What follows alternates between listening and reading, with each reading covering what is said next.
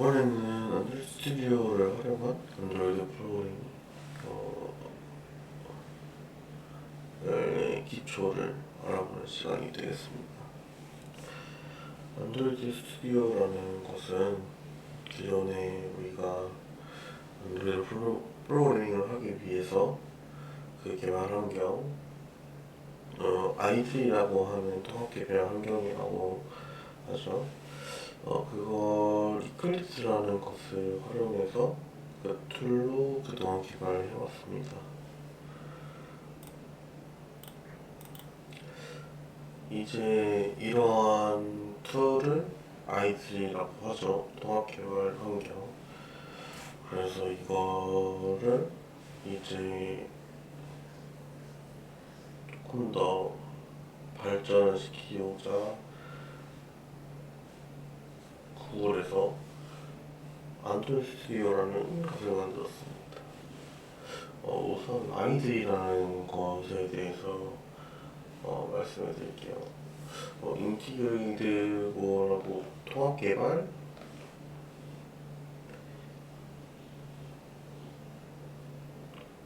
이런 뜻인데요. 우리가 이제 개발을 할 때 사용하는 툴을 모든 걸 모아둔 그 모듈이라고 보시면 될 것 같습니다. 이클립스는 뭐 어디나 잘 사용되고 뭐 자바에서도 사용되는 툴로 알려져 있습니다. 최근에는 자바가 아니라 코틀린이나 다른 언어로 사용되는 경우가 있지만 옛날에는 자바로 사용을 해서 자바를 활용한 애플리케이션 개발에서도 이클립스를 응용해서 많은 사용을 하게 됐습니다.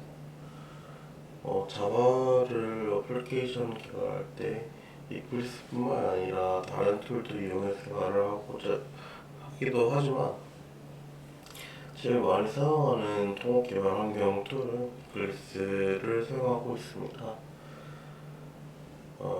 그래서 이런 이클립스 자바 애플리케이션은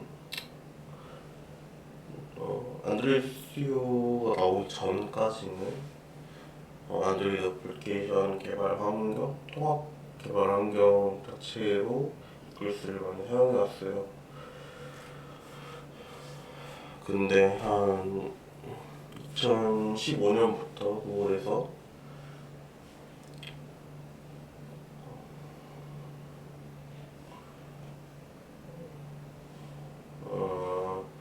안드로이드 스튜디오에 관해서 공식적으로 발표를 했고, 구글에서 이제 개발한 아이들이 안드로이드 스튜디오인 것입니다. 안드로이드 스튜디오는 그냥 안드로이드 개발을 위한 안드로이드 전용 아이디라고 보면 될 것 같습니다. 2015년 말까지 이클립스에 이제 API를 지원한다고 했고요. 2016년부터 이제 이클립스에 대한 지원을 이제 지원하지 않습니다. SDK나 API 둘 다 지원이 종료되었습니다. 그래서 지금 이제 모든 개발자들이 이제 이클립스에서 안드로이드 개발자들은 모두 안드로이드 스튜디오를 가게 되었고요.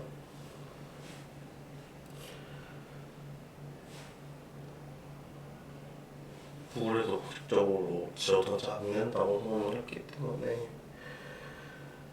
안드로이드 스튜디오인 개발을 적극적으로 유도하고 있고, 그래서 실제 개발자들도 한 2018년, 2019년부터 모두 안드로이드 스튜디오로 전부 전향을 했는 걸로 알고 있습니다.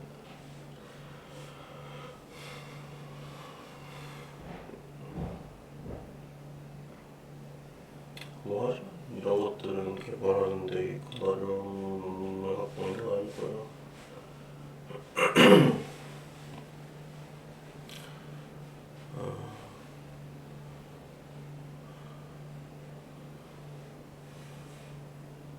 그냥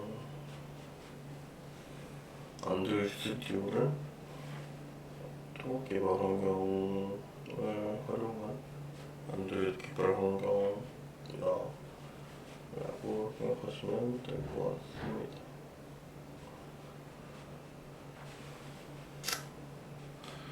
이제 안드로이드를 알아봐야 되는데, 안드로이드는 그냥 생각하면 구글에서 만든 스마트폰이다 라고 생각하시면 됩니다. 구글에서 만든 스마트폰 OS가 운영체제죠. 그래서 구글에서 개발한 스마트폰용 운영체제, 특별 이름이 없어서 OS. 옛날에 삼성이랑 LG도 자신만의 운영체제를 개발했었는데, 이제는 다 구글을 안드로이드 OS를 사용하고 있죠. 근데 또 예외로 이제 iOS, 아이폰 OS 대표적으로 두 개 빼면은 대부분은 이제 구글 안드로이드 OS를 사용한다고 보시면 될 것 같습니다.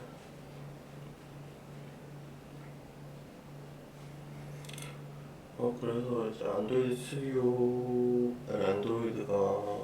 OS가 등장하자마자 점점 이제 보급이 많이 됐고, 이제는 뭐 거의 전 세계에서도 대부분 안드로이드를 사용할 정도로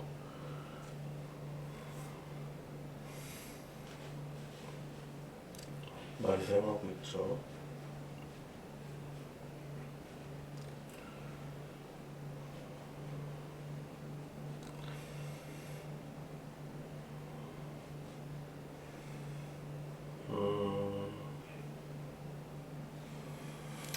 그래서 일단 안드로이드 OS의 진화 과정에 대해서 말을 해드릴게요.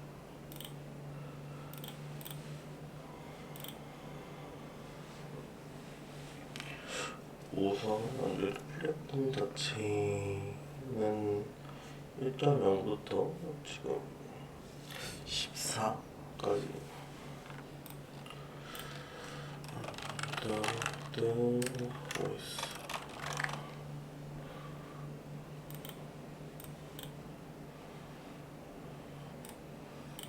지금 최신 버전은 15, 개발 버전은 16가 있네요.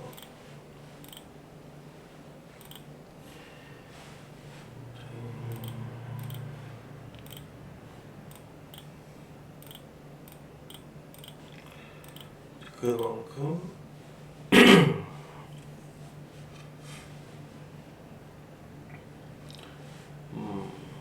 많은 시간을 거쳐서 많은 개발을 이루어냈는데,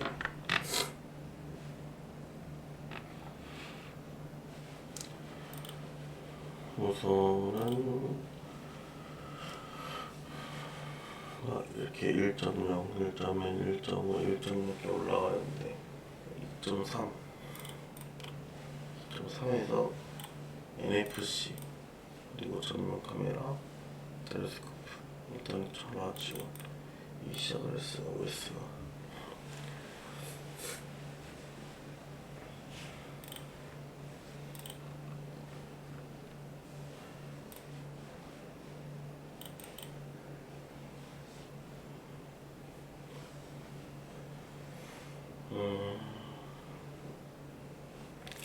그래서 2.3 진짜 브레드 버전부터 엄청 많은 변화가 있었는데요. 1.0 버전은 뭐 애플파이 버전, 바나나, 컵케이크, 도넛 이렇게 해서 점점 올라가고, 진짜 브레드 그리고 3.6 그리고 4.0 이렇게 해서 점점 올라가는 생각하시면 됩니다.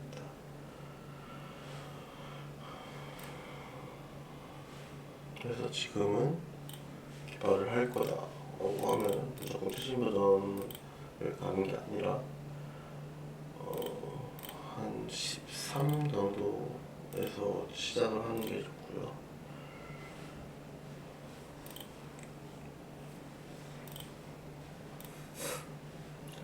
그게 아니라면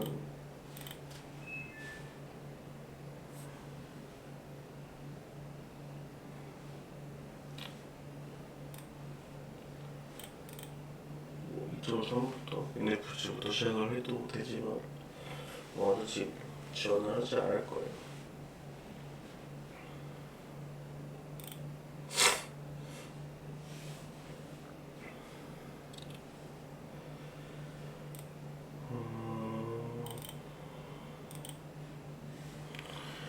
그래서 이제 3점대는 태블릿 전용 액션 바둑, 4점대 젤리핀은 태블릿이랑 스마트폰을 통합하고 GCM 그리고 디벨로퍼링, 롤리팝 대 롤리팝은 이제 디자인이 좀 엄청 많이 있는 걸로 알고 있어요.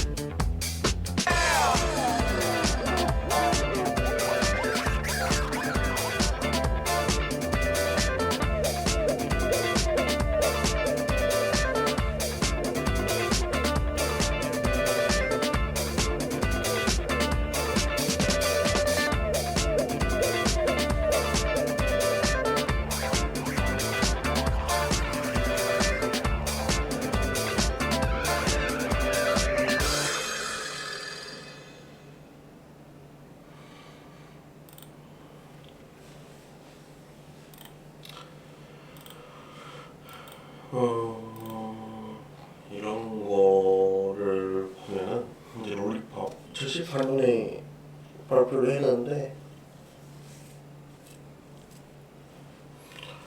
뭐 지금 보면 대부분의 기능들이 저희가 핸드폰을 사용할 때 나오는 디자인을 할 때 쓴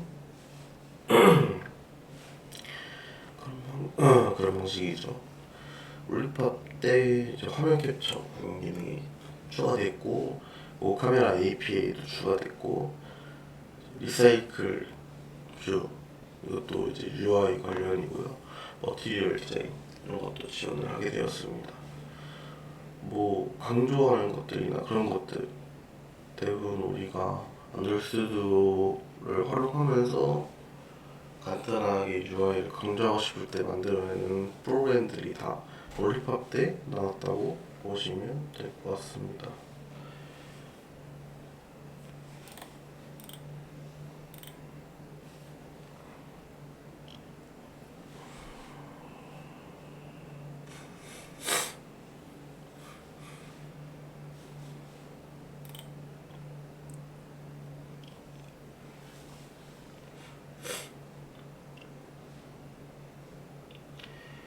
이렇게 발전을 해서 애니메이션이 점점 빠르게 되고 텍스트 그런 것들이 막 좋아지게 되면서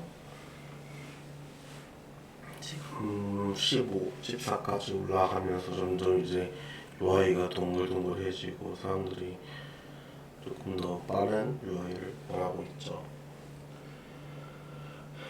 이 정도로 안드로이드에 대한 걸 설명드렸고, 이제 안드로이드 스튜디오 안에 들어가서 내용을 파악을 해봐야겠죠.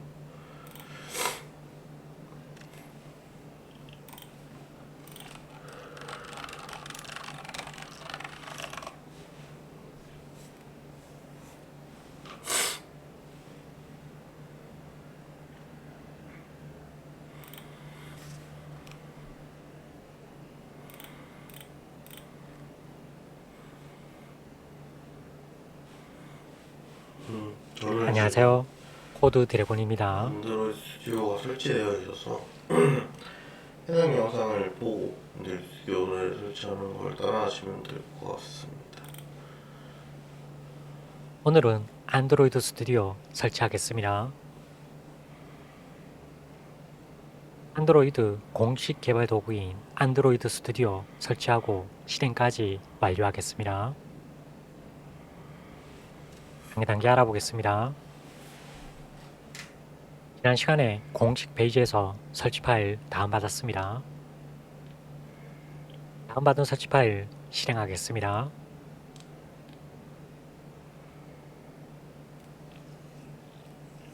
사용자 계정 컨트롤 창이 나오면 예, 클릭합니다.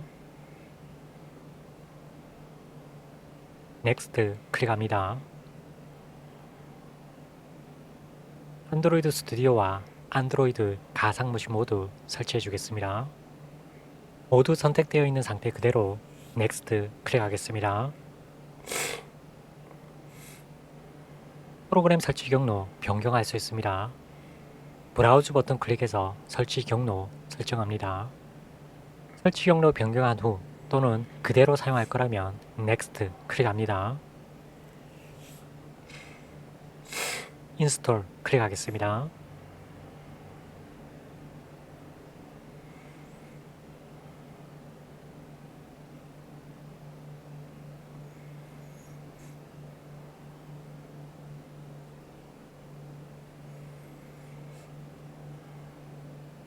넥스트 클릭합니다. 설치 완료되었습니다. 피니시 클릭해서 안드로이드 스튜디오 실행해 주겠습니다.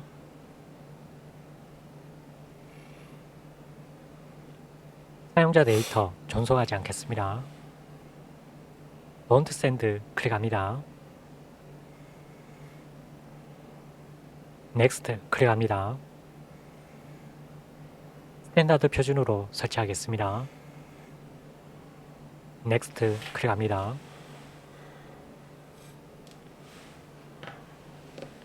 Next 클릭합니다. 이용 약관에 동의해 주겠습니다. 여러분의 PC 상황과 설치 버전에 따라서 여기에 보이는 목록 달라집니다. 안드로이드 SDK, 인텔 가상화 관련 2개의 사용 약관 모두 동의해 주겠습니다. 안드로이드 SDK 라이센스 선택합니다. 우측에 Accept 체크합니다. 인텔 안드로이드 엑스트라 라이센스 선택합니다. Accept 체크합니다. 피니시 클릭하겠습니다.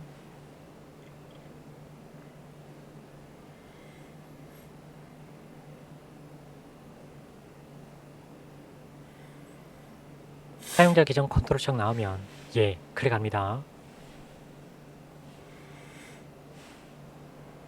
사용자 계정 컨트롤 창 다시 오픈됩니다.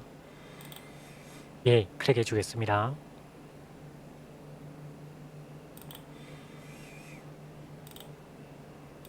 안드로이드 스튜디오 설치 완료되었습니다. 피니시 클릭하면 안드로이드 스튜디오 실행됩니다. 안드로이드 스튜디오 설치하고 실행 완료했습니다. 새 프로젝트 생성해서 코딩하면 됩니다. 오늘은 안드로이드 스튜디오 설치 후 실행했습니다. 오늘은 여기까지 하겠습니다.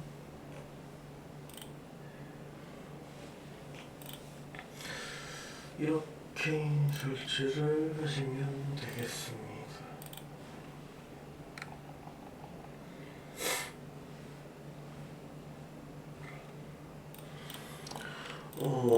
아까 설명 안 했는데 지금 이렇게 안드로이드 개발자 관련해서 그래서 사이트를 만들어놓은 게 있어요.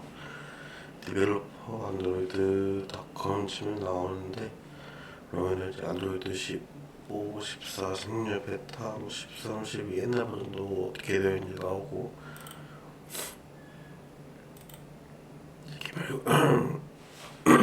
개발 관련해서 어떻게 써야 되는지, 뭐 헬스 커넥터 어떻게 써야 되는지, 자동차 안드로이드 어떻게 써야 되는지 이런 것들에 대한 기본적인 예시 코드도 나와 있고, API를 어떻게 사용해야 되는지도 나와 있으니까 이걸 활용하시면 될 것 같습니다.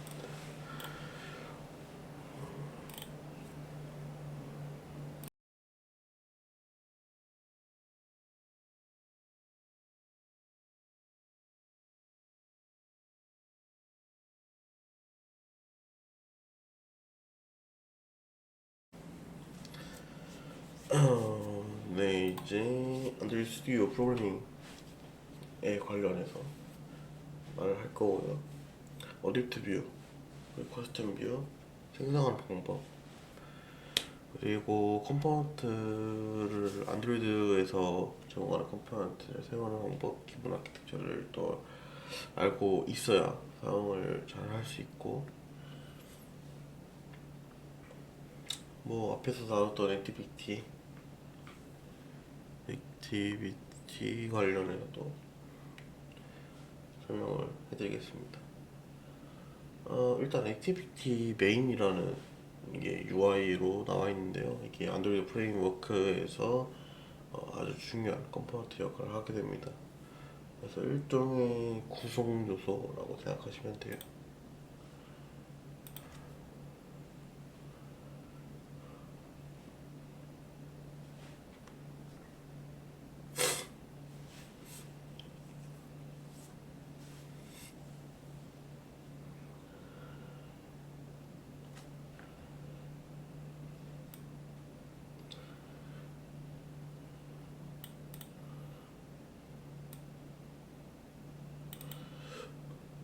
그래서 이런 액티비티 또는 서비스 또는 브로드캐스트 리시브 컨텐트 프로바이 것이 있는데, 이 중에서 이제 우리가 배워할 수 있는 것은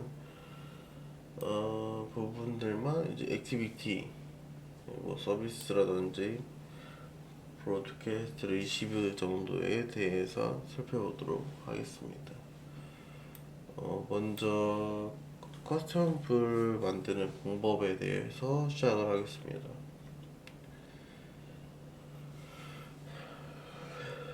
커스텀 풀을 만들기 위해서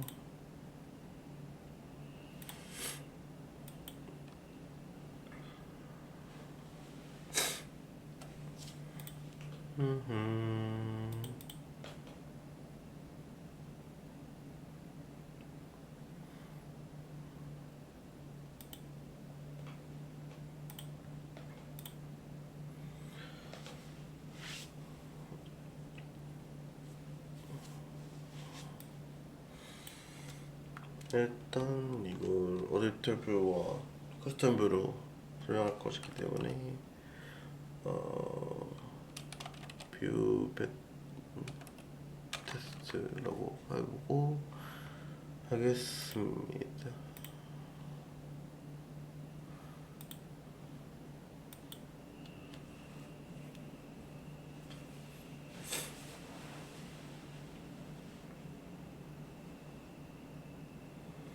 이렇게 하게 되면은 이렇게 아래 계속 이제 고리들 프로젝트 파일을 계속 임포트 하게 됩니다.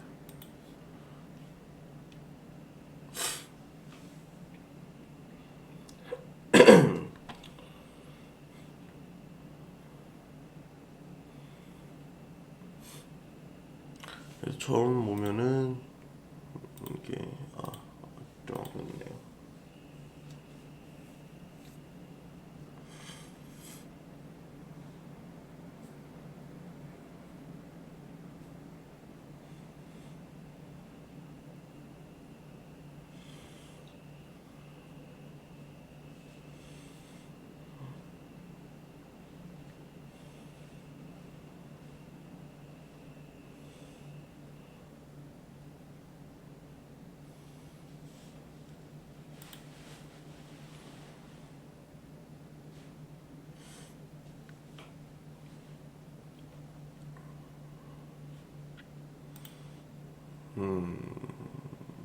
가기 전에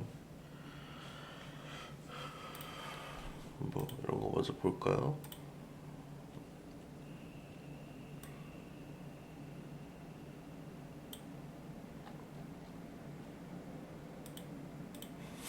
이제 처음 켰을 때 막 에러가 발생할 수 있는데 그런 건 여기 아래를 보거나 해서 애들이 처음 했을 때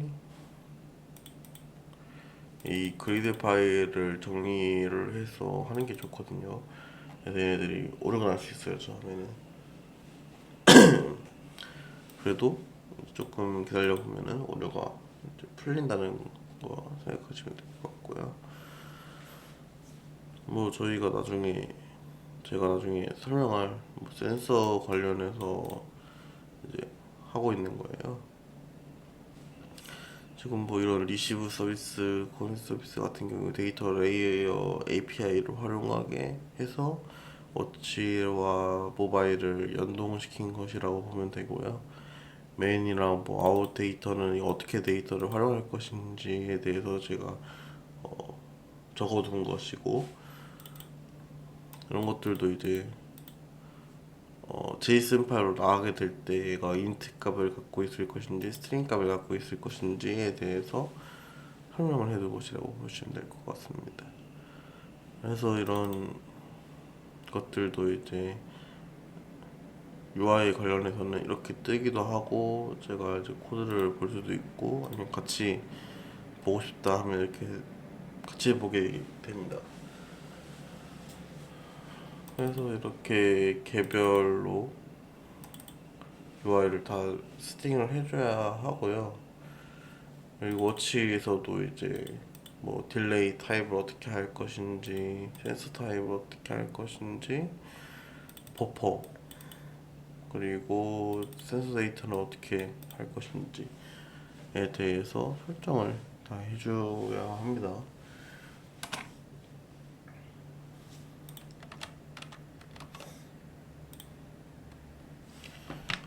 이제 다 된 거 같네요. 처음에는 이렇게 뭐 아무것도 안 뜬 상태에서 만들어지게 됩니다.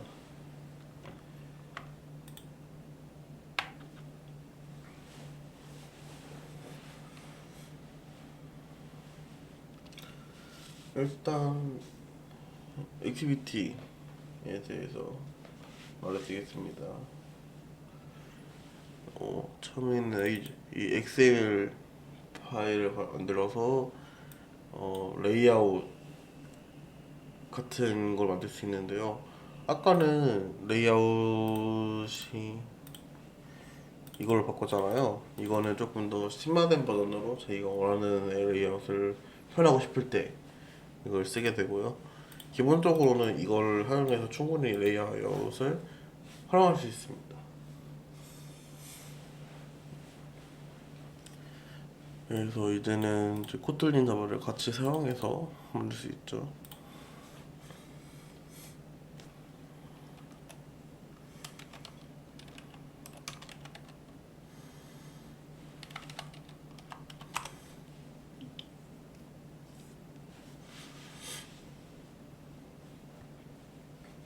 그래서 이거를 연결을 이렇게 해서 이런 걸 만들게 됩니다.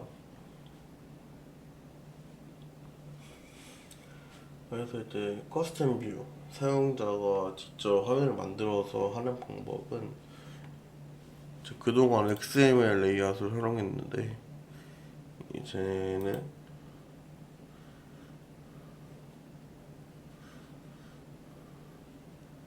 자바를 활용해서 만드는 방법인데,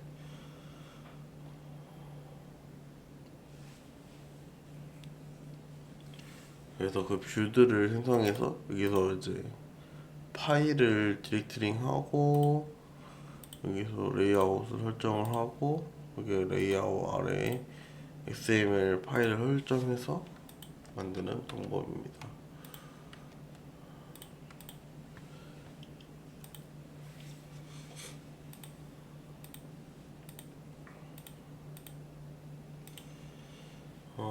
그래서 그래서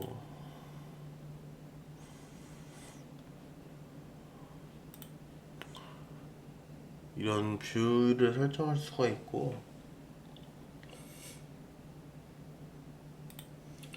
저번에 했던 것처럼 저희가 센서 시스템 구조에 대해서 조금 말을 해드릴게요. 센서 시스템은 이제 저번 아까 제가 여기 말했던 거에서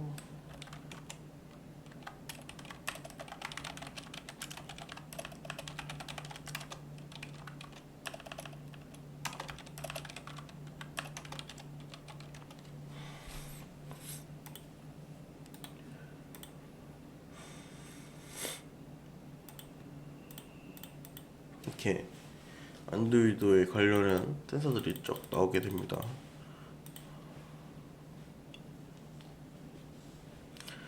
뭐 그래서 뭐 안드로이드 플랫폼은 크게 뭐 세 가지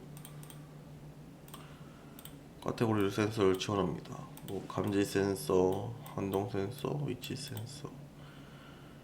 그래서 보시게 되면은 여기 표 보이시죠? 여기 표를 보면 액셀레이트 가속도,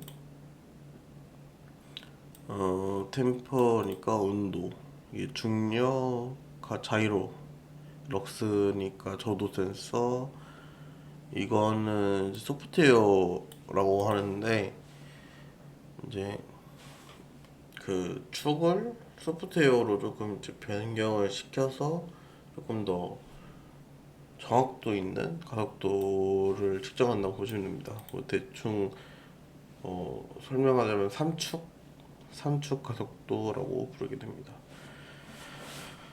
마그네틱 필드는 이제 자기장을 파악하는 센서고요. 이제 이것도 이제 소프트웨어 센서, 물리축과 얘가 회전 각도를 해서 얼마나 회전하고 경사가 있는지, 그리고 이런 것들이 있는데, 이게 안드로이드에서는 제공하지만 이제 뭐 갤럭시 워치 5를 가져왔을 때 얘가 사용을 못하네? 이런 것들도 있을 수 있고요. 아니면 그 기기 자체에 센서가 들어가지 않을 수도 있습니다. 그래서 처음에는 이게 ADB를 활용해서 안드로이드와 기기를 통신할 수 있는 도구를 설정을 해서 스마트폰과 안드로이드 스튜디오 아니면은 워치와 안드로이드 스튜디오를 연결을 시작하게 돼요. 그래서 이게 이쪽에서 ADB 페어 하고 이제 뭐 폰에 들어가서 개발자 이걸 들어간 다음에 똑같이 이제 그러면 거기도 ADB에 관련되는 설정들이 있어요. 그걸 켜주게 되면은 뭐 지금 와이파이 연결되어 있으면 와이파이에 대한 포트가 나옵니다. 그래서 192.168.0.뭐 뭐시기 하고 뒤에 포트를 입력해주고 그러면은 또 어떻게 코드를 입력하라 해요. 거기도 똑같이 이 코드를 입력하세요라고 듭니다. 그러면 13456 하면은 이제 휴대폰과 안드로이드 스튜디오에 간에 ADB로 연결된 상태가 되는 겁니다. 지금 이 상태에서는 제가 뭐 아무 값이나 입력했기 때문에 내가 지금 찾고 있지만 연결은 안 될 거입니다.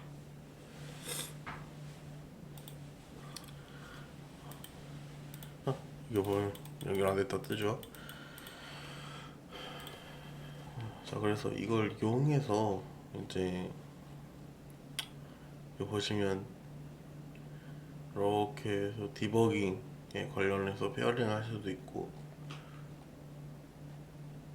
명령어로 페어링 할 수도 있습니다.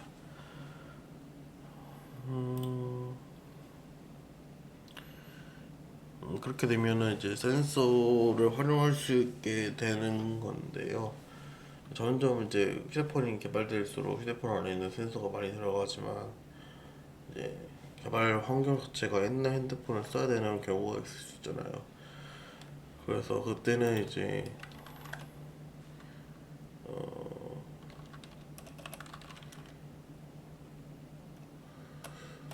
뭐였더라?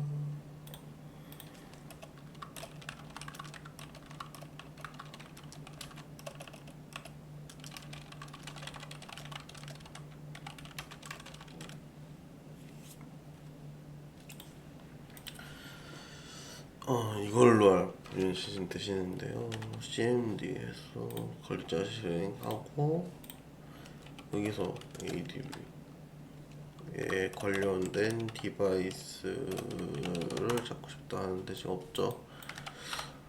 그래서 지금 뭐 뮤들이 없어서 이렇게 될 수 있는데 간단하게 하고 싶은데 없네요. 그래서 보시면은 뭐 이렇게 해서 지금 사용할 수 있는 명령 지금 전체 항목은 이렇게 활용하시고 뭐 타임아웃 제한 시간초 뭐 이런 것들 사용할 수 있고요. 이거는 이제 입력 검사 그래서 이렇게 쭉 나오게 되는데 이걸 활용하면은 기기 안에 어떤 센서가 내장되어 있는지 어떤 센서가 켜져 있는지 알 수 있게 됩니다. 그래서 이 자체가 지금 다 제가 들어갔을 때 다 여기 안드로이드닷컴으로 들어갔죠. 그래서 저희 대부분의 것들 모른다면은 안드로이드 디벨롭으로 들어가시면은 간단하게 해결이 될 수 있습니다.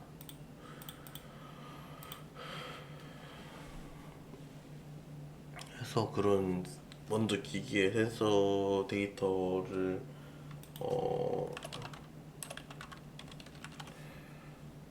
확인을 하고 자신이 원하는 센서를 한 개 한 개씩 생각해 가면서 하는 게 중요합니다.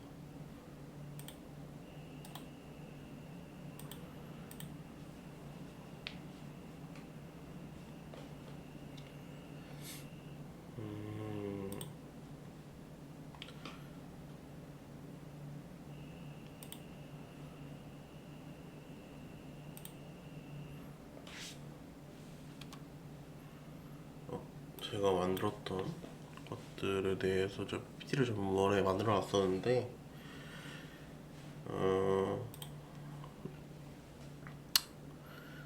우선은 제가 지금 센서 데이터를 가져오는 이유는 건강 데이터 분석을 해보고 싶고 거기에 대한 워치 앱 개발을 해보고 싶어서 지금 이 센서 매니저 관련해서 하고 있는 거고요. 다들 이렇게 테스트 기기를 할 때 자신의 테스트 기기를 어떤 걸 할 것인지 운영체제는 뭐고 웹브라우저 같은 경우는 뭐고 SDK를 어떤 거 사용할 것인지를 먼저 생각을 해놓고 진행하는 게 좋습니다. 그래서 제가 아까 말했던 것처럼 근데 이렇게 이 명령어를 사용하게 되면은 이렇게 쭉 센서 종류가 뜨게 됩니다. 지금 보면은 센서 디바이스 토탈 13 하드웨어 센서 13 러닝 0 뒤에 해서니까 13개가 0 하고 있고 13개의 하드웨어 센서가 있다라고 뜨이죠. 그래서 지금 센서 종류 보면은 선축 가속도계, 선축 자이로스코프, 선축 자기장 센서, 방향 센서, 온도 센서, 근육 센서, 조도 센서, 기압 센서, 습도 센서, 자기장 센서, 자이로스코프 센서 이런 보정되지 않은 거는 선축대 소프트웨어로 활용할 때 필요하기 때문에 있는 거고요.